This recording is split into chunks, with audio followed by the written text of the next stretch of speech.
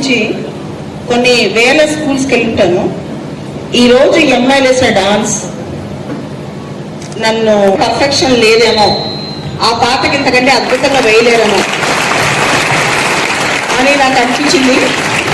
దానిలో నాకు నేను కార్లో ప్రయాణం చేసేటప్పుడు అప్పుడప్పుడు మోటివేషన్ కోసం ఆ పాట వింటాను.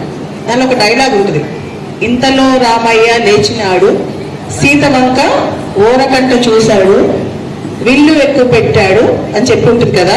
అంటే అక్కడ సీతాదేవి అని కాదు, అక్కడ లక్ష్యం అని. తన లక్ష్యం వెనుక చూసి దానిపైన పట్టుదలతో దృష్టి పెట్టి విల్లు ఎక్కువ పెడితే ఏదైనా సాధించవచ్చు.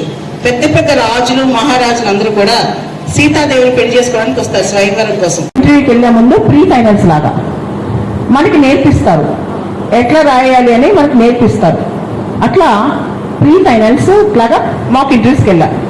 1 month ప్రాక్టీస్ చేశా. ఎంత? 1 month. చాలా క్వశ్చన్స్కి ఆన్సర్స్ నేర్చుకున్నాం. అంతేకాదు నా ఇంటర్వ్యూసే కాదు, మా ఫ్రెండ్స్ అడిగే వాటికి కూడా, అంటే చుట్టుపక్కల కూర్చొని అడిగే వాళ్ళకి కూడా నోట్స్ రాస్తున్నా క్వశ్చన్స్. అట్లా 1 month ప్రాక్టీస్ చేశా. ఆ 1 month కూడా చాలా కష్టమైంది. ఢిల్లీలో ఉంటాం, అక్కడ కోచింగ్ సెంటర్లు, అక్కడ మెట్లు ఎక్కడం అన్నీ అయినా ఓపికతో ఉన్నానన్నమాట. ఉండి మొత్తానికి ఇంటర్వ్యూకి వెళ్ళా. 30 minutes మోర్ దాన్ 15 క్వశ్చన్స్ అడిగారు. కొన్ని క్వశ్చన్స్కి ఆన్సర్స్ వచ్చు, కొన్ని క్వశ్చన్స్కి రావు.